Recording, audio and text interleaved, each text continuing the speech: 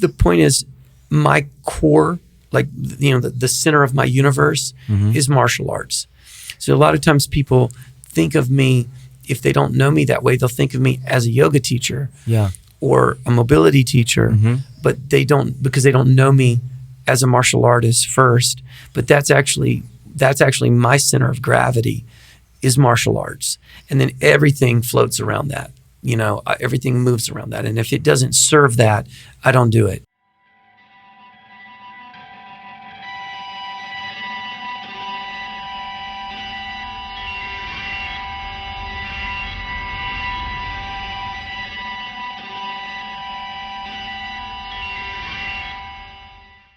So for me, a great honor to receive you guys here at my home, my place. And we're grateful to be here. A great challenge to do my first podcast in English. Hey, first time we just with us. Recorded 100 podcasts. So now on, we're gonna do some episodes in English. Your English is very good. Very good. Yeah? Thank you. Yeah. Thank you. It's very good. But it's a challenge because, like Jiu-Jitsu and Budokon, we have to practice. And I hear a lot in English. I read in English, but to speak is, for me, is like it's a challenge. Yeah, it's a practice. Yeah, because I think in Portuguese and the words, and so. But it comes out. It comes out very, very easy. It's you know, if that's what your jiu-jitsu looks like, it's gonna be good. It's very nice.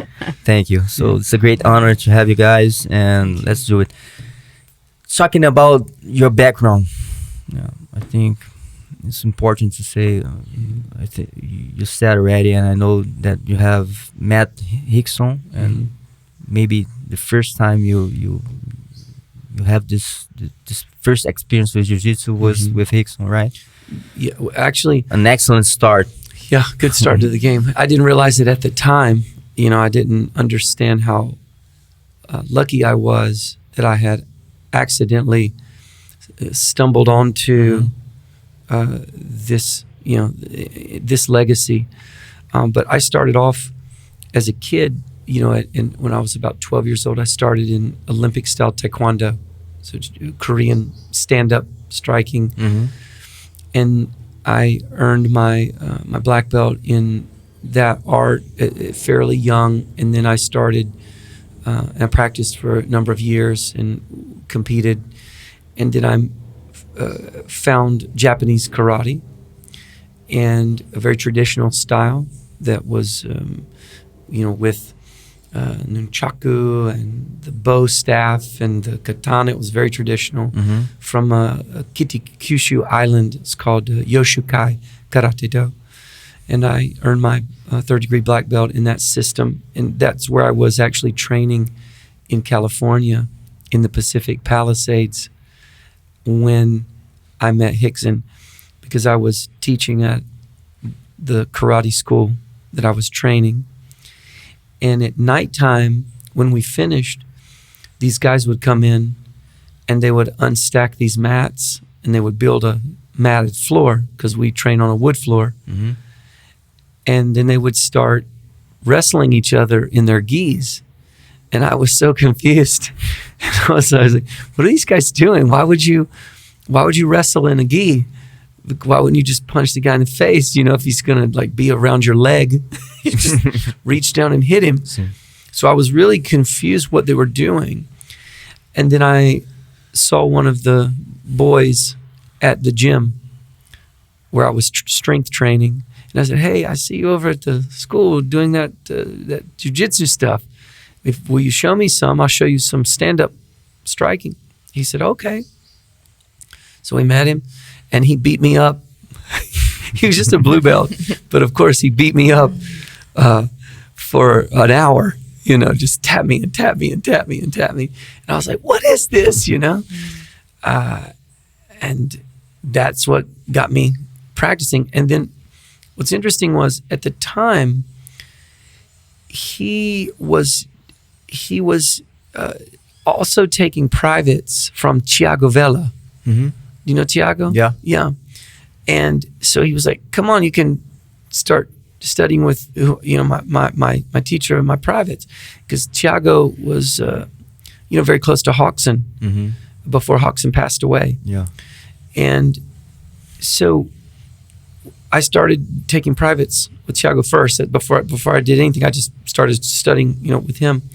And he, because of the situation that happened with Rickson, there was a lot of emotion and pain around Hawkson. And I think that Kim and Rickson, it created some difficulty with Thiago, because I think Thiago was partying a lot with Hawkson, and that was very painful for them, because I think they really associated that to his death. And so Thiago started then studying, or he didn't have a master anymore, so he started studying with Hyan, and that's then who I started studying. So I ended up then studying under Hyan, and because he was now under, a completely different mindset, right? Oh, yeah. I mean, Henzo and Hyan are savages in their whole way of thinking. So that was actually, ironically, my first teacher lineage was Thiago and Hyan. And then then Thiago he wasn't consistent at that time. He was still young and still partying, still being crazy. Then Hyan was as crazy as he was and wild, and so, those two together. So eventually that sort of just disintegrated our little school, and that's when I went over and officially joined with Rickson, and that's where I got my my blue belt from Rickson. Nice. And I was lucky to sort of have all that right there in this place. And at this point I came from stand-up striking, and then I learned the ground, and then I guess I really just at that point started to develop more of a mixed martial arts mentality from the Rickson and the Hyan influence. Yeah. And that's my background was martial arts. Maybe all the tradition of all other the martial arts like karate. Oh yeah, for sure. I came from very traditional styles. Yeah. So for me, it was still, I remember Hyan liked me a lot, because I would be like, yes sir, hello sir, and I'd bow to him, and Hyan would be like, who is this kid? But he really liked me, because I remember him feeling like that, because I was very respectful, and I don't think he was used to that. He was used to that more Brazilian. Fala galera, são mais de 30 anos de Jiu-Jitsu, 25 anos competindo em alto nível. Hoje trago para você, em português, pro Brasil, a guarda diamante. Tá na hora de evoluir, resistir à pressão e se transformar na melhor versão de você mesmo. Ouça.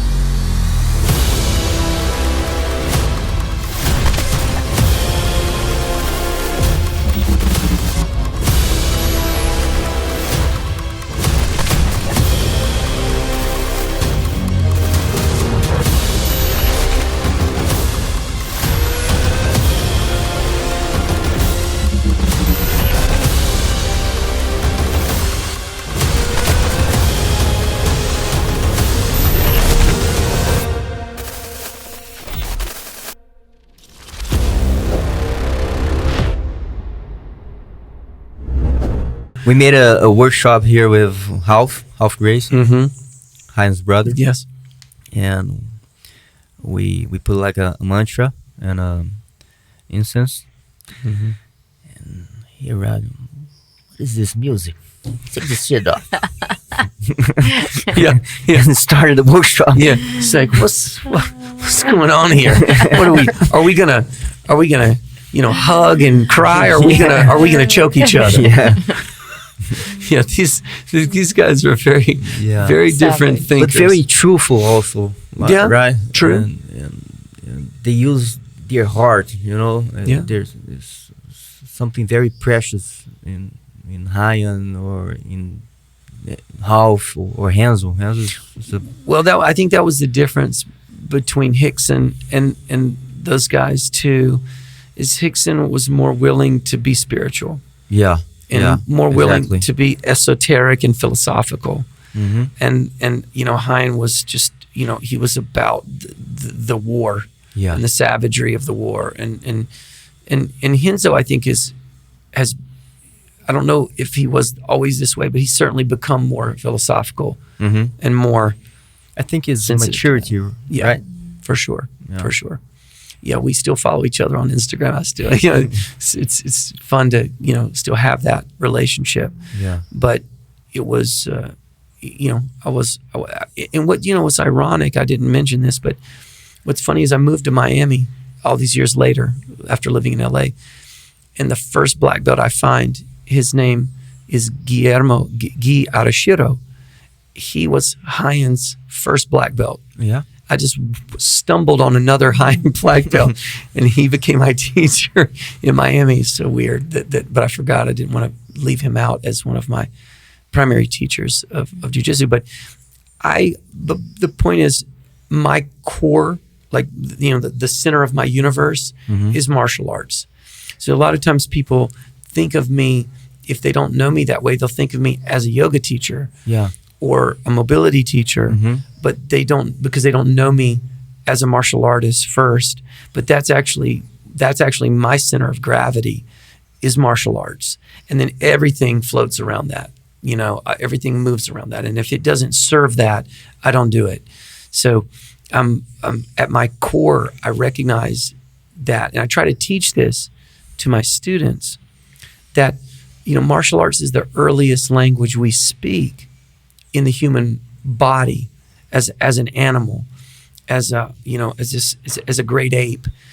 We learn to wrestle and fight pretty much out of the womb. Yeah. Besides just getting up to walk across, from here to there, to travel, the next thing we're going to be doing is fighting, because we have to learn to survive or to attack. One way or another, we're either a predator or prey. Yeah. And so we have to very quickly learn to be one of those characters, depending on the situation. Mm-hmm. In yoga, when did you start yoga? Or when did yoga enter your life? And this is what's, I think, interesting for people, is making distinctions. For me, yoga is first and foremost, I think, first I thought of yoga as a contemplative process, a meditation. Mm-hmm. And I was introduced to yoga by someone. I was dating a girl in my life when I was living in LA. She took me to a yoga class, and I was like, well, what is this? And that was the first time I was experiencing what felt like a religious, I came from religion as a kid. I was raised as a Christian, and I sort of just left that behind in my life. I was spiritual. I was definitely a practicing spiritual person, but I had sort of just left any particular religion, because I studied Buddhism, I studied Sufism, I studied Christianity. I was like, well, I can't settle on one. They're all too interesting and too fascinating, and I just did not want to buy into one idea. So when I found yoga, I was like, oh, this is interesting. This seems more inclusive as a spiritual concept or practice. So I like that. And then I liked the physical work. I was like, okay, this is interesting. It was hard. Yeah. It was difficult for me. I couldn't do some of it. And I was a black belt, strong. And I was like, oh, I can't hold this position. I can't do, because I saw some of the practitioners. I was like, oh, okay, I see. This is a real competition. Yeah, it's a real. Yeah, it became a competition. She's right. Yeah, I walked in the room. I was like, how do I win at this right away? How do I win? But I definitely saw it sparked something in me, for sure. And I also recognized that it was familiar because of the spiritual element. So I started adopting the practice in my early 20s pretty pretty quickly. I was like, okay, there is something special here, and it does complement my martial arts. And the only reason I believe that was because I couldn't do it. Had I gone in and I just was winning right away and succeeding, I probably would have never picked up yoga. I would have been like, okay, I can do that. But because I couldn't do it, I was in these shapes and positions, and they were difficult, and they were revealing my weaknesses. Yeah. I was like, okay, this is interesting. But do you think this is your personality? Because many guys will go away, right? If it's difficult, will not do it, right? Fair enough. Yeah, I get inspired by difficulty. It does not discourage me. And to your point, some people get discouraged when they can't do it. Yeah. And I get more curious. I think also because you can see the bigger picture. Because sometimes I feel people think very fragmented about movement, just in containers. If we just talk about, let's say, a jiu-jitsu guy going to a yoga class, he might not really necessarily immediately see how that practice can be actually in service to his jiu-jitsu. Yeah. Because he's like, oh, what's going to help me with jiu-jitsu? Jiu-jitsu, right? Instead of thinking, oh, yoga and the practice of flexibility, or how we teach it, mobility, patterns, can really be in service to my jiu-jitsu. So I think this is what I feel like is his genius, in a way that he can see how everything is interconnected. And I think this is even, I believe, how Budokon then was born, because he could see how all these patterns in the end weave together into one, and that by themselves they were incomplete in a way.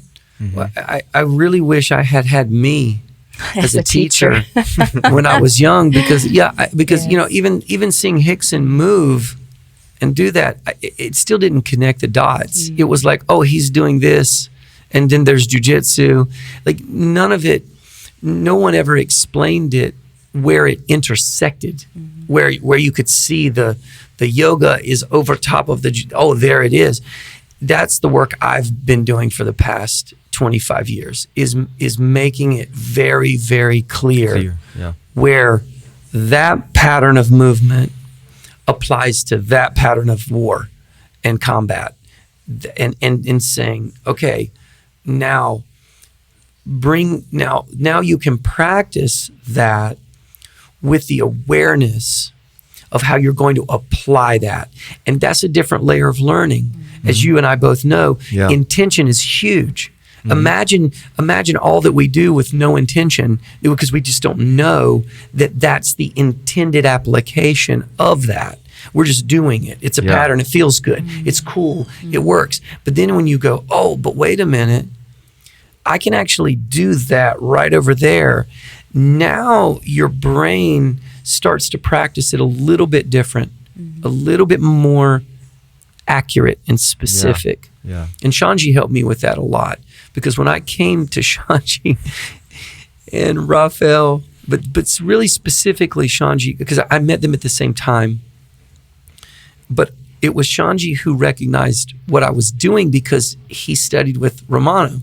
And he right away, I see the connection. Yes, right away Shanji goes, he was suspicious of me at first. I can assure you of that. Who's this gringo? Yeah, that's exactly it, for sure. From Taekwondo. Yeah, he was like, no. And then he started seeing, he started listening to me teach and what I was showing, and he was like, okay, so I see what you're doing, and I see what you've done that's different than what was existing. What you're doing is you're building a new matrix of language around this. You're not just, here's some movements, and here's your jiu-jitsu. You're bridging that gap. You're bringing it completely together. And that's when he started respecting it, and he started trying to help me. And he was like, okay, look, when you make this movement, if you're going to apply it to jiu-jitsu, you have to think of it like this. You have to think that your foot can't do this in jiu-jitsu. Your arm can't do this in jiu-jitsu. And so he started helping me to see where my mobility, those patterns, where they had flaws, and they weren't perfect application one-to-one. They weren't one-to-one. And that's big. I owe him a lot, because he really, in all honesty, is the reason that Budokon Mobility is what it is today, is because he took, connected the dots. He did. He took sure. me. He took me under his wing and said, "I'm going to teach you how this works." Because with Shanji, his defense is so special and good. Yeah, right. Very special. Very special. In 1 week, he left my guard like I never, because I wasn't a guy who made guard, you know? Sure. I always was on top. Yeah. But now I have the confidence to make a guard game. Me too. Same. And it's better for me now. Yeah. My age, 100%. teaching more, it's better to make guard. Yeah, and I love it because I feel so confident there. Yeah. Like you said, I get down there, I'm like, okay, I feel good. I know my frames. I know my... Kawhi uses a lot. It's very difficult to pass his guard now. Yeah. Hey, I mean, it's not complicated what he's teaching. Yeah. It's just your brain has to understand that what you're doing is you're kind of dancing on the floor. You've got to learn to move and use your frames properly and just be, because that's the thing with Shanji. He's just impossible. He knows where he's free all the time. He knows where he's free. Like you got some part of him, but he's free over here, and he's using it, and he's always, he's recovering, and you're like, oh man, I can't gain any ground. Yeah. Because his frames are so good, and then by the time you break through the frame, he's already moved his hip somewhere else, and he's already in a new position. And I was doing this, and that's what was funny. He was like, "You're doing what I do, but you don't know it. You don't understand." But he goes, "I see." He goes, "I see you doing it. I'm gonna help you to understand." And once he did, oh man, then like the world just went clicked. Everything opened up, and now. My real goal, because if someone says to me, what are you really doing out there? What are you trying to do for Jiu-Jitsu, for the world? I'm like, I'm trying to teach people that have been using these patterns mostly unconsciously, accidentally. Yeah, exactly. Just because, and I'm trying to get them to see that they need to make that pattern as specific and precise as their armbar. Yeah. That's it.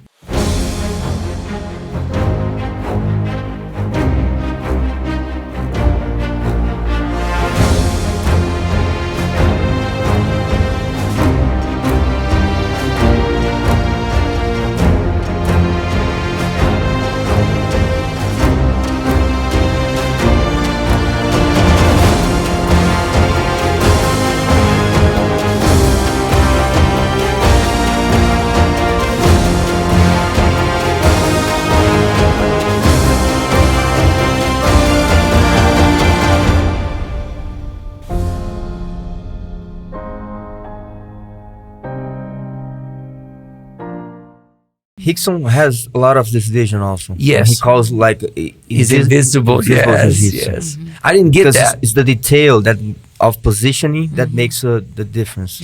The thing that is what I'm trying to do is I'm trying to bring these patterns into the practice and not just into the game. Because Rickson is an example, perfect example. He's going to explain these unseen movements. Yeah. But they're not going to be taught as individual movement patterns outside of the game. And I walk into a school and I go, guys, why are we still doing jumping jacks? I know we're just trying to warm up. I understand. But that's not the best use of time.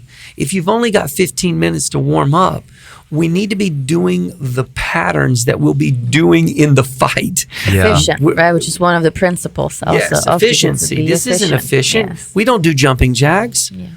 on the floor. So what I'm trying to do is get the world of jiu-jitsu to rethink how it actually warms up, because that time is precious. It's so valuable, but we think of it, there's so many jokes. Purple belt sits over he walks in, stretches. Black belts nobody just sit around. But this is why it's a joke, right? Because it's a joke because it's real. Everybody's doing it. Sitting on the floor talking, little stretch, little this. And then they wonder why their bodies are beat up. Because if they practice the patterns to warm up and move, their joints would not be in danger so much. Yeah. And that's where people are getting injured, is their joints. People rarely hurt their bicep or their thigh or their glute. It happens, but it's so rare. Yeah. It's your shoulder joint, elbow joint, wrist joint, knee joint, low back hip joint, spine joints. Yeah. If you don't start moving the way you're going to fight when you warm up or when you cool down or whatever your time is, you're going to make positional mistakes. And positional mistakes is when you get hurt. Yeah. Of course. Because there you substitute by strength, maybe, right? Force, even. Force, right? speed, Yes. speed. Yeah. You try speed, you try force, you try anything to do it instead of perfect invisible jiu-jitsu, according to Hickson.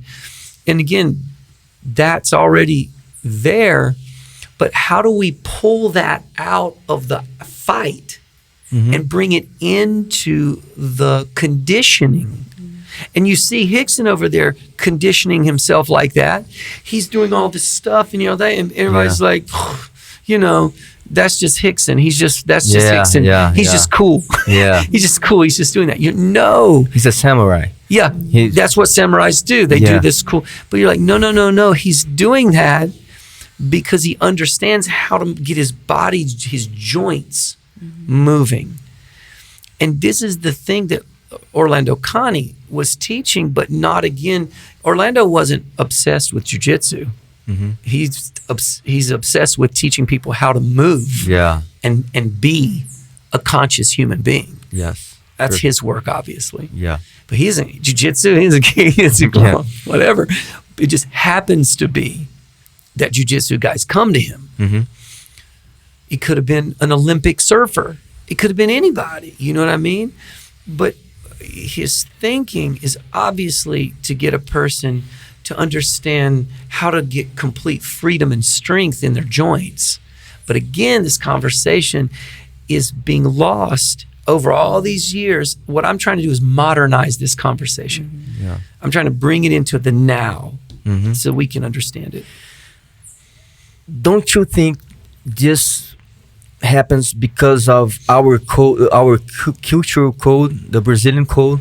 Because I don't know, you are Brazilian. You know, we are disorganized. And this maybe made jiu-jitsu be like this. Yeah, I remember. Muhammad Ali, the jiu-jitsu black belt. Yeah. So he trained with me. He's a great guy. 4 years. Right, he's a great guy. I saw him coming in the gym like a white belt. Yeah. And transforming on a monster. Truly. And we were having a conversation one time because he came over to our school in Miami, and he said, because I was talking about technique, and he goes, that's that what you're talking about right now is that American mentality. Yeah. He goes, the Brazilian mentality is that we don't need to have a path, because for us it's about feeling it in the moment and creating it as it's sort of it's spontaneous, right? Yes, spontaneous. Is in our culture. That's your blood. That's your culture. It's also very creative, I think, because of that. It allows you to adapt and it's the change. jeitinho brasileiro. Isso aí. Whereas the American mentality is, what is the formula. Yes. Yeah. What's the More formula? technique Yeah. oriented. If you put the two together, you get a very interesting beast, like a Gordon Ryan. It's a good example. Yeah. He's very formulaic, And his coach, John. very formulaic. Yeah. But with the Brazilian mentality, John's had enough Brazilian influence over him with Enzo Yeah. to understand Yeah. there has to be, it's a perfect thing. If you watch John coach, he doesn't say a word. That's how have you ever watched him? Obviously, when he's Gordon Ryan, he'll just say 1 minute to work, Gordon Ryan. 1 minute to work. That's all he true. says. He doesn't yell anything. He doesn't say anything. He sits there. And to me, that's the Brazilian in him. He lets the fighter do. It's their flow. Let them go. Let them do let them be spontaneous. Don't tell them what to do because they've already trained that. They've already trained the formula. Now it's time to be spontaneous. And that's where I see John being a great coach because he's not telling them anything to do. You ever notice that? This is really fascinating to me because I watch him like, man, he hasn't said a word the entire match. He doesn't he doesn't coach. 2 minutes to work, Gordon Ryan. 2 minutes to work. That's it. That's all you get. Yeah. So to me, there's this beautiful dance. And Budokon has this thing of being spontaneous, right? From the formula. From the Right. Exactly. Learn it. The formula is the base, like That's it. And luckily I have that. Luckily I learned, it took me a long time, but luckily I did finally learn that Brazilian lesson of spontaneity, that there's not, you can't make a formula out of everything. And this is what's fascinating about Shanji and Rafael. They're like yin and yang. I was just about to say. They're Yes. like Shiva Shakti. One of them is thinking very much about the formula and stay on point. And that's Rafael. Stay on point. And Shanji's completely being spontaneous. And when they grapple, all that comes out. There's this very intentional Rafael, and then there's the Shanji just interrupting and disrupting everything Rafael's, and they're just in this beautiful battle. And that's how they both think individually. They're very, Rafael's calculated, strategic. Yep. Shanji's improvisational. Yeah. He walks out there. Okay, let's see what happens. Yeah. And obviously, it worked for him, in his career to be unpredictable and spontaneous, and it worked for Rafael too in his own way, because they both achieved different successes. Yeah, when I think about martial arts, I see that like martial is the discipline, is the roughness, is the rational, and maybe the arts is exactly the spontaneous, not being spontaneous. For sure. Fluid. Yeah. It's true. I agree with this that. combination, this harmony, I think is very important. Yeah. Seems to me too that if you're going to develop as a whole person, your martial arts is always going to reflect who you've developed as. And because you can't be different on the mat than you are. Whoever shows up on the mat exactly is who you are. You reveal yourself. That's it. So I think that there's a beautiful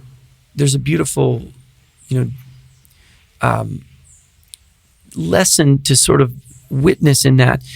As an example, Shanji's wild spontaneity really worked for him for many championships. He was 7, 8-time world. Yeah. Rafael achieved one of those, but his success in MMA, world title in Bellator, beating Musasi, his variety and then his longevity. Yeah, this is incredible. Right? Now, Incredible. because he's a formula fighter. And see, Shanji's like a bright light that like a fire that burned, and now Shanji's done. he doesn't that's not important to him anymore. He's like a Buddha now, philosophical teacher, chill. Rafael, that formula, which never made him an 8-time world champion, but it always makes him dangerous. Always, even at 42 years old. And always ready. Always I feel like ready. he's Always ready. Always What he dangerous. made now in EDCC. 100%, because that's the formula. And Yeah. it's all because he doesn't burn too heavy. He doesn't burn like whoa. He's always like that with the formula. And Shanji just burned wild. And that's what makes them different. So they achieve different things, but they both achieve an equal beautiful story to tell, but it's different. And I think there's something powerful in life about that they're both going to take you somewhere, whether you're, that nuclear reactor or you're just this consistent, strong, steady energy, but they're going to take you different places, equally beautiful, but different. And I think, I think that there's something just interesting. It's just we're talking philosophy, but it's like, who do you want to be in your life? Who are you? Maybe it's about even learning who you are. Is your center of gravity the formula, or is your center of gravity the flame? Which are you? And you just kind of got to figure that out and really lean into that as a person, as a fighter, as a husband, as whatever you're doing in your business. You got to know you. And matter of fact, there's a beautiful story that I believe it was Ramana Maharshi. He was a yogi who they had found when he was a little boy in a cave. He'd gone into the cave, and he had become in the cave enlightened. He had basically just released all care and concern for being in the physical material body. Didn't care anymore. And he was a kid. And they found him in there dying. They brought him out, and he devoted himself to silence for, I think it was 30 years. 20 or 30 years. 20 or 30 years. And he devoted himself to not speaking. And then finally, at somewhere in that 25 or 30 year mark, he spoke. And all he said was, know yourself.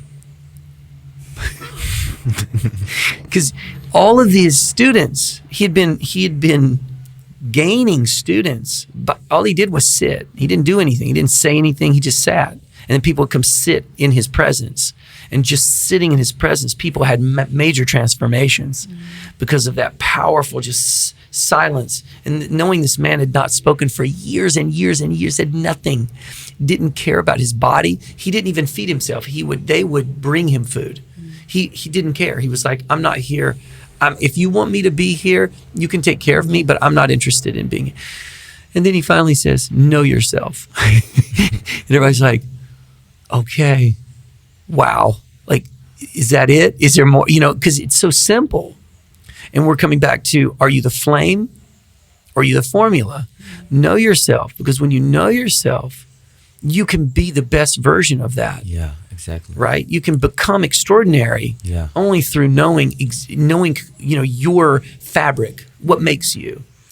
And I think knowing yourself requires you to expose yourself to as much as you can and experience as much as there is. Exactly. And I think for me personally, that's even the beauty of Budokon. With me coming more from a yoga background, then all of a sudden I enter this martial arts world, which I had no relationship with at all. And even maybe some more negative association as a female. Yeah. But then as soon as I stepped on the mat the very first time and I rolled, I was like, this is a part of me that I've never allowed myself to feel, to be, to express, and it has opened up a completely different world to me. And that's what's so important to me, that I want every woman to have that experience, that complete eye-opening and transformation of, well, I'm not just, let's say, yoga or the yin or the female energy, but I have something in me that needs to be expressed, but I need to be exposed to it. Either someone exposes me to it or I expose myself to it, but I have to find something in me that allows me, again, back to know myself completely in my entire being and wholeness and capacity, possibility, potential. So Melayne, talking about your background Yeah. and your story, how did you connect with yoga and then with Cameron. this Cameron? guy. Yeah. Yes, my background is more dance. I started very young with ballet, dancing, and competitive horse riding. So I think I was more that typical girl in a way. But what I definitely can say is that my ballet background has given me access to a martial arts mentality. I had a very, very strict Russian teacher, the stick, and there was a very high requirement of discipline. And I think that has given me the ability to step into the martial arts world with, I would say, less of a sensitivity to maybe the tone, the mindset, the discipline in that space. But that was really where I came originally from in my movement practice. And I found yoga in my 20s. I was working at Adidas at that time, and they offered company sports yoga, and a friend of mine, she took me. And it was for me really a place where I could sit and connect with my body, because my job was very mental. It was on the go, yes, physical in that way, but it was never something where I could really just be with myself in that sense. So yoga at that time became sort of an escape for me. And I think even a part of me on a journey of self-inquiry, what I truly wanted in my life, because I felt like I was very much on autopilot at that time, just living a life and working in a job that was not truly where I felt like my passion and my heart were. And this is how I even ended up then finding Budokon at the end, because I've done a yoga training. It was a regular vinyasa training. And then a friend of mine introduced me to Budokon because she was like, I know you like to move your body in a different way, and I think you might connect with this work. Because I would even say at that time I was feeling I was reaching a plateau with my yoga practice. And I'm also someone, I like to explore. I like to grow. I like to challenge myself. And at that time, I felt I was quite stagnant. So once I took the Budokon workshop, I immediately signed up for the training. And I was like, yeah, I want to learn more. I want this. I want to feel this more. I want to grow more with this.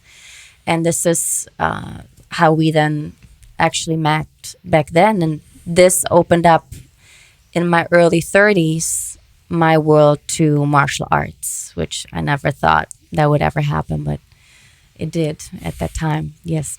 I was going to say, my experience with women is that there are two kinds of sort of mindsets.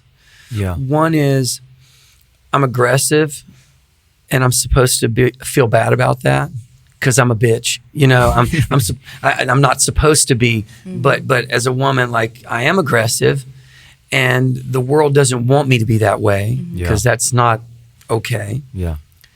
And then I'm not aggressive at all. I'm passive to the point of being submissive. And I don't know how to be aggressive. I don't know how to unapologetically say no. You know, because with your body, that's in jiu-jitsu, that you say no a lot. Yeah. A lot. You're like, lot. no, Yeah. no.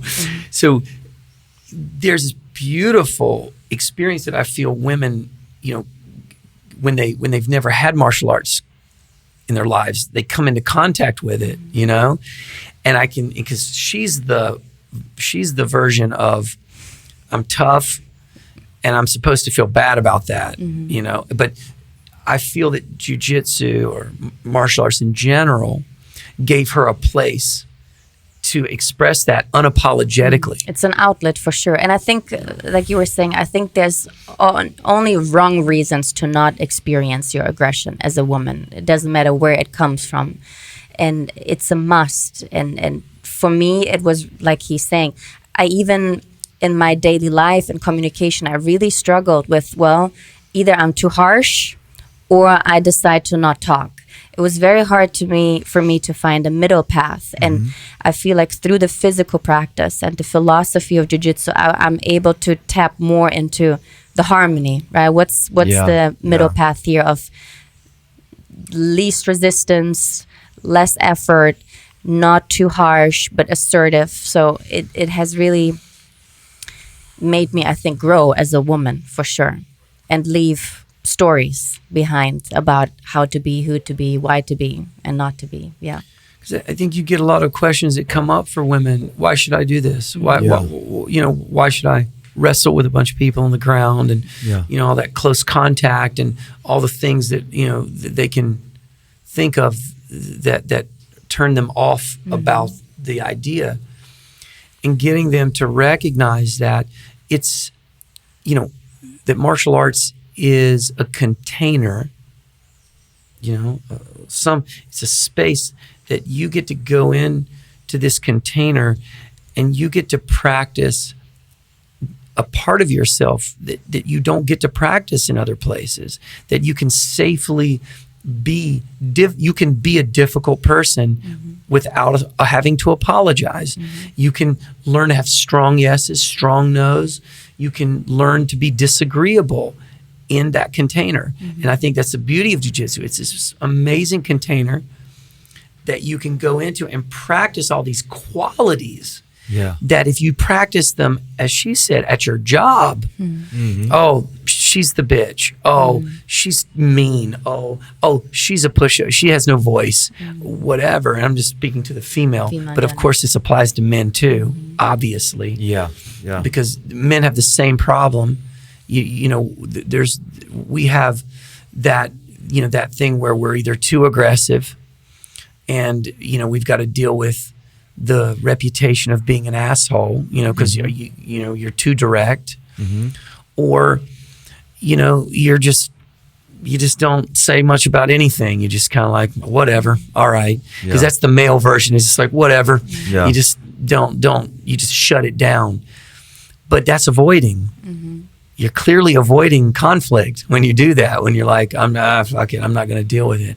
But it's like, well, what are you practicing here? So that's one of the things I think, if I was to celebrate martial arts and say why anyone should get involved, is it's a safe place. And I say safe meaning no one's really going to judge you for coming in there and we even accept it. We even go, oh man, that white belt, that knucklehead, that white belt's, and they're being super reactive and heavy, and all they're saying the whole time is no, or you got that white belt that's like, yes, like I will dominate every moment. They're not listening. There's no conversation, which is a beauty, right? It's a as you said earlier, conversation. So where else do you get to practice that? Where else can you do that? And I think it's a space where you get immediate feedback. No matter what you do, you immediately, because you're working with someone else, you get a reaction that gives you feedback as to how you are showing up. So I think, I was going to say, where in life when you're being like aggressive on someone, can someone just put their hand in your throat and just drive your neck back, and you're like, oh, okay, maybe I'm being a bit aggressive. Like to your point, feedback. Immediate. Like that. Immediate. Boom. So I think you learn so much quicker because of that. Like, I feel like my emotional capacity, mental capacity, physical capacities, they learn so much faster in that moment of immediate feedback to what I'm doing, because then I can learn from my mistakes in that moment. So that space I really appreciate. You know, this is one of a kind. And martial arts is critical thinking, and that's the difference. It's the art of critical thinking. Where a lot of people's jobs, I would even argue that 95% of the world, its job, if a person has a career, a job, it's not a critical thinking job. It's a task job, right? So you've got 95% of the humans on the planet right now, and all they're doing is ticking boxes. Did you do this? Did you say that? Did you do this? Where you got 5% of the population maybe who has to think critically at every moment. Police officer, that's a critical thinking job. You have to think because every decision you make leads is crucial. It leads somewhere. Yeah. That's not the problem of a person who's working at a bank or a boutique. They just do the task. Oh, you give me money, I take the money, I put it in the account, I give you a receipt. Thank you for coming. Who are we developing? Like when you think about the humans we're developing, that's what they do all day, is they just operate like a robot, moment to moment. And we wonder why the world is chaotic right now and lost. When people spend most of their lives, their day-to-day lives, not thinking, not being critical thinkers, not problem solving. But we know that's not the case in Jiu-Jitsu. We know that every moment on that mat is solving a problem, right? Or you get punched in the face, and like martial arts in general, every decision I make, as you said, the feedback is very fast. And I think that's what's powerful about martial arts and why it's essential for every citizen. Because if you're not getting it at work, where are you getting it? You could be getting it at your academy. You could be learning jiu-jitsu. You could be learning mixed martial arts. You could be getting it there. Yeah. But if you just go to the bank and work and then come home and you expect to be skillful at problem solving, why? What do you do all day? And I feel like it takes a very specific person to even want that, because not a lot of people want that. They don't want to expose themselves to work. It's effort. It's hard at the beginning, and I would even argue it's the same person then who decides who they choose as a partner. Because I would say our relationship is work. It's like jiu-jitsu. It's like fighting, figuring it out, problem solving, and then peace again. But it's a dance, a fight at times, but you need to want that, and you need to want that in your life, right? And you need to create that in your life. So I think that's super important too when it comes to, who in the end shows up, right? Who in the end shows up on there. We love a good fight. Me and her, and that's what. But all fairness, that I mean, that's what makes our relationship work, because we're both aggressive, and because we are. If we get into a fight, for me, I'm not bothered by a fight because I enjoy fighting. She enjoys fighting. Now, if she didn't enjoy fighting, and I did, obviously we'd have to work that out, because you got one person whose nature is one way and a different nature. You can't force a person whose nature is not, who does not have that nature, obviously to adopt that, because it wouldn't be real for them. It would be it'd be a mask, and they would be faking it the entire time. Where you're not faking that at all. You're like, you love a good, you love a good mix it up.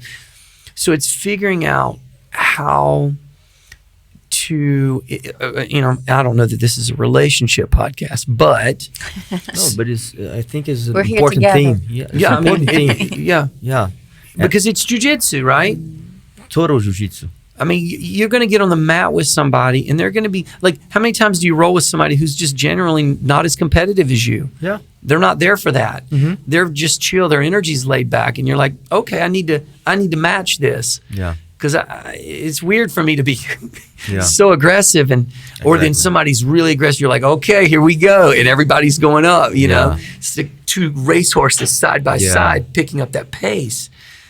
I get that. And then you got the laid back guy who's like, hey, this is a good time. Let's play and roll. Totally get it. And that, I think, is the dance in love at the same time. But again, you got people coming together in love and they don't know who they are. This is back to Ramana Maharshi. Know thyself. Know yourself. Who are you?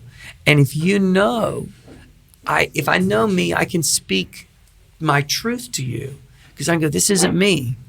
And you can go, okay, oh, this is me. And we go, okay, cool. Now we know who we are with each other very clearly, very honestly. Now we can have a real conversation. But if I'm trying to figure out who I am, I'm confused about that. Maybe I pretend to be like you to satisfy you, accommodate you. Oh, you project onto the other person. Yeah. Blah, blah, blah. There's a bunch of masks. Everybody's wearing a mask. Yeah. Why Jiu-Jitsu? And why Jiu-Jitsu for you guys is so special? It's a special martial arts and all this concept. For me, I feel that it's because it's again, going back to one of my earlier statements, it's the original way we move. We wrestle each other. And you put children together, they're going to wrestle. It's a natural thing we do. We're just, by nature, we want to touch each other. We want to push each other. We want to pull each other. Because nature has created in us some type of, DNA style blueprint, a trigger that says you need to know how to wrestle another creature, whatever that creature is. You need to know how to fight. And I think it just evolves very naturally from us to do that. Do I think that it is a bit more natural for boys? It seems that boys have, because of testosterone, they have that urge to be physical with each other and solve problems with physical aggression in a way that girls don't. Girls are smarter than us. Yeah. So they communicate better. So in a way, I think their inclination is to talk it out, and ours is to wrestle it out. But so I don't think that men and women, boys and girls, would be attracted to jiu-jitsu at the same stage of development. And I think that's important, because I think sometimes you could go, well, girls just aren't attracted to that. I go, no, girls aren't attracted to that at a certain stage. But at a different stage, I think they're very attracted to that. It might be that we're attracted earlier because of the body, the chemistry, the chemical development, puberty in males, female. But I think there's a stage where men start to be more thoughtful and less physical, and women who've developed thinking so long are ready to be more physical. And I think the mistake we make is just writing it off, like, oh, if they don't do it when they're little, it's not for them. And I'm like, no, we develop differently at different stages. And I think oftentimes it's obviously imposed what the parents think a girl should do. If I just think back to me, oh, she should do ballet, and they didn't put me in a jiu-jitsu class. But I still think that even if I think about our kids' classes, we were almost 50-50, boys and girls. And maybe, yes, I would say there was a little bit more resistance of the girls at the beginning. But as soon as they really got into it, and this is, I think, where it's also crucial to have strong women in that community that model that. We don't have enough female black belts out there sharing that work and sharing what it can do for you as a woman. So I think it's so important that you have this empowering role model of a female that you can then aspire to, and then it's okay, right? It's okay to be a girl and do jiu-jitsu, because I still think it is something that is instinctual to us females too. I mean, if I think about a lioness, she kills. She goes out there, hunt. She takes care of the kids. She fights. Yeah. I think there's a big matriarchy, also culture around strong females in that way. So I think jiu-jitsu almost like activates our DNA which has been maybe dormant in some ways because of our society and culture. But yes, I think it's a necessity. For me, it was something that really felt very empowering, even to the point just as simple as self-defense, knowing that I can defend myself. That is worth everything to me, everything. It has changed my whole being, my confidence, my courage, and that I think is, for me, the little piece that has made my jiu-jitsu journey so important to me. Nice. And you have a project, right?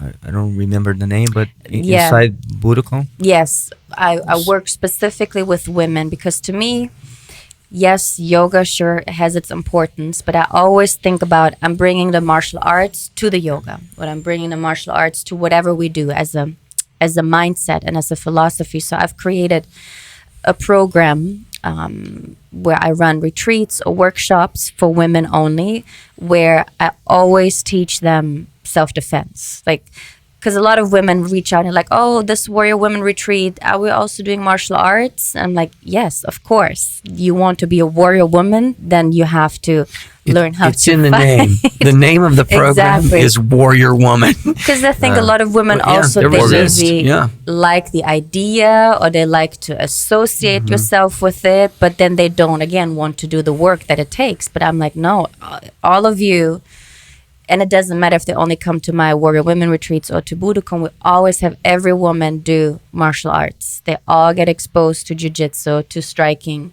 So again, this is something that I want to really leave as a legacy, as part of our work, is empowering women through jiu-jitsu. Yes. And to your point, I think that the core message of our work is definitely the yogi and the warrior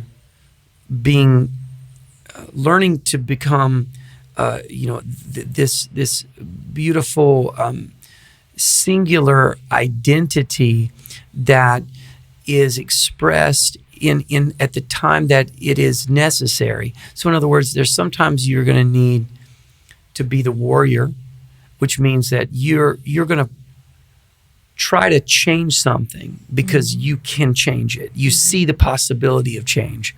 And warriors, this idea that I'm going to actually move forward and aggressively deal with something because I believe through my wisdom in some way, or maybe I'm naive, maybe I'm foolish, I don't know, but I believe I can make a difference. I can make this different than it is. That's very martial arts, very warrior, very male, very much that way. Then the yogi, and I'm just going to call this the feminine, which it isn't. Again, I don't identify feminine as having breasts. The feminine energy, the mothering, the loving, the softer energy, and it's very important. We have to have it. Oh my God, 100%, 100%. So, do I need to right now, instead of trying to change this, do I need to recognize this is not going to change? This is as it is. And now I have to sit down as the yogi and accept it and open my arms and embrace it like the mother and say, this is my child. And this child is as it is. And I love this child as it is. I love this moment as it is. I love this situation as it is.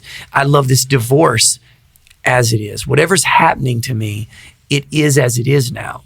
And that's the yogi's practice. Where the martial art is like, no, there's still life in this. I can still make this marriage work. I can still fix this. Okay, beautiful. The work is figuring out. I think it's discernment, learning, right? When it's time for what, so you can choose. Yeah. But knowing that you have the choice because you know both, right? Both parts of yourself in a way. Yeah. It's that development of the wisdom to know the difference. It's like the Lord's Prayer. Grant me patience and to change things I can and accept things I cannot. To me, that is it. That is life right there. I can change some things. I cannot change some things. Please let me learn what the difference is so that I cannot waste my time forcing other people, myself and other people, into situations that are clearly It's a dead end. it's a dead end, that are clearly not going to produce a good outcome. I want to win in life with another person winning. I want you to win, and I want me to win. If I'm trying to force you to do something you don't want to do, that's a win-lose. Yeah. If I'm encouraging you to do something that you want to do, it's a win-win. Yeah. And that's jiu-jitsu so much, right? Yeah. Come on, man, get out there, compete, do something. Somebody's like, I'm scared, but they won't be. But there's, it could change them, and you get them to do it, and then they look at you and they say, "Hey, professor, thank you, man, thank you for that." Those are the win-wins to me, and that to me is what life is all about, and that's that. Hopefully, what makes a black belt at some point is being able to see with your students, how to make the distinctions. Is this the right path for them, or not the right path for them? Yeah. And I think part of the process, what just came up for me, is maybe trusting my senior who sees something in me through their own wisdom of going through that process that I maybe don't see yet. Yeah. But then I'm kind of surrendering to them, surrendering to the process, to then eventually have the experience and the wisdom of, oh, okay, this was truthful at that time, and I just didn't see it. Yeah. Yeah. I talked with Julia about this thing of the guidance, when you have like a master, or you are the one who is guiding. Maybe sometimes you teach not only in your best, through your best actions, but you teach when you make some error also, right? So I learned a lot from my masters when they didn't achieve what they wanted, or through a wrong way, but that for me was like, oh, now I learned that this path will lead me there, so I won't go more this way. So I think we don't learn only with the things we achieve, we learn through our defeats, Our mistakes, Yeah, failures. mistakes. Yeah. Because, I think if you always win, if you always succeed, then what is the lesson really, right? I think the real lessons come through defeat or failure. Exactly. And yes, you can witness failure in other people, And sure. sometimes our master is leading Yes. in front.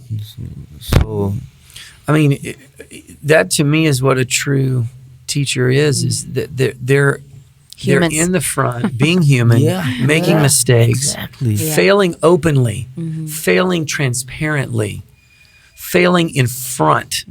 That's a leader to me. Failing in front.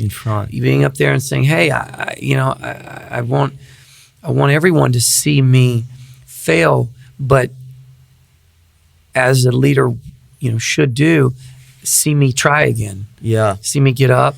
And I heard you talking about that. Like, we begin life trying to win the whole time. We are educated to win, but we are never educated to lose. How to lose. And I think you made the connection with death also. And we suffer a lot with death. We don't like death. Yeah. Humans are very. Yeah. We have a real disturbing relationship with death because it is losing. You've lost. Yeah. Yeah. Instead of saying, no, that's you're born to die. Yeah. This is Obviously. Yeah. But I think too that without understanding that failure, well, it all comes down to what it costs us. Humans we're considered first-time learners. So if you fail at something and it costs you something very dear or very serious, it can cause you to build a very negative relationship with failure and loss. Yeah. That's why it's very important to when someone loses, a child loses, or a student loses, or somebody's struggling, that there is, a celebration for the effort and the experience. I always, if I'm playing with somebody in a game, and they make a mistake, I'm always like, hey, great effort, beautiful effort, because I don't care what it produced. You're still celebrating the intent. Correct. And I'm celebrating the intent, and I'm celebrating. I will never celebrate. You should never celebrate the outcome more than the process. It's like, because if you gave 100%, that's a celebration. Who cares what it produced? You win or you lose. I mean, we see this in UFC all the time. Those guys give their hearts to that. I mean, they don't go. You don't go into that training camp thinking you're going to lose. You go into that training camp thinking you're going to win. Yeah. And when you don't, you see these two warriors, and they put it out there 100%, and one of them's got to lose, but they're both there 100%. And when people boo, and people, I get so I'm just like, what is wrong with you? Obviously, the only person that boos is a person that has never had any contact again. Don't know the reality. With the warrior. In the audience drinking they're beer. Not warriors. Yeah. No, they're not warriors. They don't know anything about it. No. And I mean, I'm glad they pay the bills, but at what cost? You go to Japan and you fight, which we just did recently, and the audience is silent throughout the entire match. Because they pay respect. There's respect, and they're just sitting. And there's just so much respect in that culture around process and effort. Because in that culture, judo, taekwondo, karate do means the way, and everybody's working on their way. Everybody has a path. In Japan, you honor people's path, because the path is the process. It's not an end result. It's a process, and you're always in it. You're always in your dough. So something very special about that to me versus the classic American, mentality of win and lose. You've got winners, you've got losers. And people like Conor McGregor don't make it any better.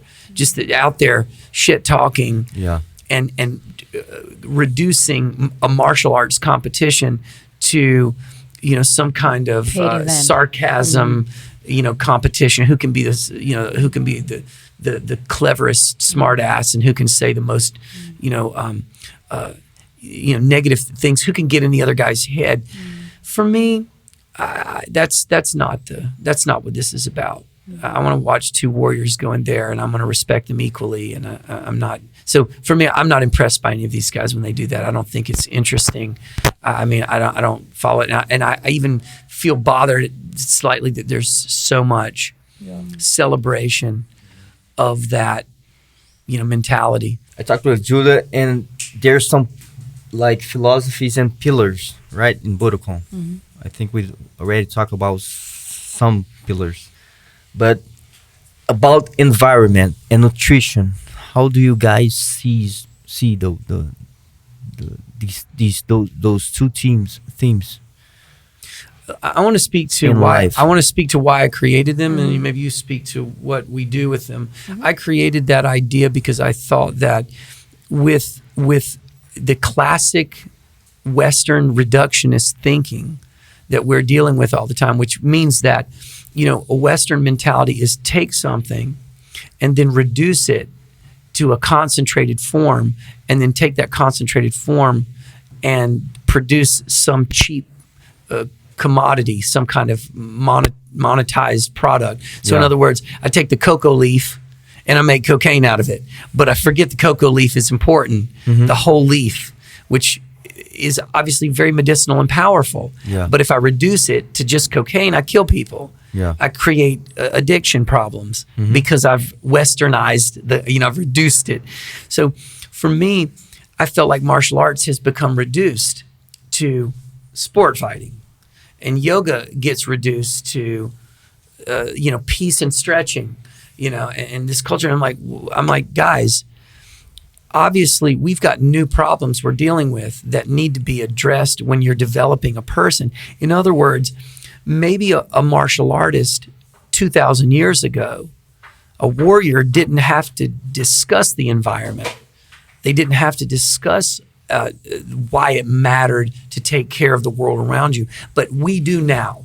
So what I'm trying to do is again create a martial arts construct, a system that has been adapted to a modern conversation in a modern context. We can't treat Jiu-Jitsu like it's 1803. It's not 1800s. It's 2023, and we have to teach Jiu-Jitsu from that mentality. Yeah. Or, I mean, you can take the things that worked from then, but we've got to make adjustments like we have with the gi, we have with no gi. When you make adjustments to make it work. And so that's why I built a pillared system, so that I'm creating an educational model. You can talk about sort of the content if you want. Yeah, so I think that the pillars really, to me, reflect a foundation of principles, right? Of values that we want to live and uphold as we develop ourselves as humans, right? Our character and who we are. And honestly, I really think who do we be in this world, and how do we contribute? How do we leave this planet, right? So specifically now, environment and nutrition, I think, like Kanchi was saying, are such relevant conversations nowadays that a lot of people don't even have, or they simply ignore them. For us, it's like, no, it's real, right? It's tangible. So we have to find ways and develop principles and have conversations around what we can do, right? Individually, because in the end, No, that's it. Yes. I was going to say, that was it. Okay. No. Stop. It's perfect. No, it's a perfect. No, Melayne's hit it right there. It's a conversation. Because what I don't want it to sound like is we have some kind of curriculum that says you eat this. Yeah, it's not rules. Yeah, exactly. it's a conversation. Yeah. Like what are you doing about the environment? What are you doing about your consumption? How are you behaving as a consumer? Are you just or are you thoughtful? So we're having conversations around these pillars, and then that gets someone thinking of themselves. To me, that's a black belt. A black belt is a way more critical developed. thinking. Yeah. It's the critical thinking in, and that I think we really want to ignite. It's like, think for yourself. These are the facts. So now what do you do with it? So even if we now talk nutrition, there's not one diet we follow.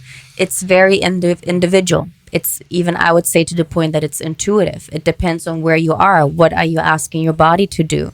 So each of us will eat differently, and that's okay, right? But it's really this process of, again, analyzing through trial and error, making mistakes, negation, that you come to a place where like, oh, this works for me at this time in my life. And then again, it might change a few months later. So it's just, again, principles and remaining fluid within those, because everything's a conversation, and that's to me, Budokon is just a conversation that's just constantly ongoing. It's not a thing.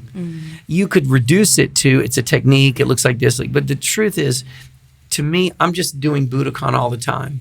For me, it's my practice. So you could be like, for you, you're like, I'm doing Jiu-Jitsu all the time because it's my practice, right? I feel like it. Yeah, same thing, same exact thing. Yeah. That for me, but I can't say I'm doing Jiu-Jitsu all the time for me, or I'm doing karate all the time for me, if I didn't learn, if I don't have that mentality of the full, if, you know, like you've got to build your own internal world of Jiu-Jitsu, and for you, Jiu-Jitsu is how you eat. It is how you know, for you. This for me is Jiu-Jitsu. Right. This conversation, and the challenge for me, maybe if I wasn't a Jiu-Jitsu practitioner, I wouldn't do this. I wouldn't have the courage to do this, because I am a shy person, you know, so I think Jiu-Jitsu helps me. Jiu-Jitsu is easy. Yeah. As long as you do it right. As long as you Yeah. do it right. Thank you, Hajar. Yeah. Yeah. Well, so you know, that's the simple stuff for me. So I think at the end of the day, Budokon is nothing more than an idea, and that idea is that's what brought us together. I mean, thank goodness that idea brought us together. That jiu-jitsu as an idea brought us together. Yes. And so here we are sitting, meeting really beautiful people who are equal, who are thinking in the same ways. We get brought together by these ideas, and I don't want to fight over something like what's better or worse and who's right and who's wrong, and just say, and really just come together and say, where do we agree? And even if we disagree, I love a good disagreement because I can learn from it, because maybe I have a blind spot that you help me shine some light into. So I love all these conversations and the dance. But I think that's the true, to me, that's the true philosophical meaning of any idea or construct. Jiu-Jitsu is a construct. Budokon's a construct. Ballet's a construct. It's just an invention of the human consciousness. It's a creative thing for us. Now, what are we going to do with it? Then it becomes an art, I think. This is when, right? Yeah. Very nice, guys. Like I said, it's an honor to have you here and to share this experience. And it's just beginning, right? Yes, we're honored to be here. Thank you for thinking of us, and for having us in your home, and for thinking that whatever we're doing is valuable enough for you to share. So we're incredibly grateful. Thank you. Let's leave some space for another chapter. Yes, for sir. sure. Sounds Many good. more. Obrigada. Yeah, brother. All right. Well, it's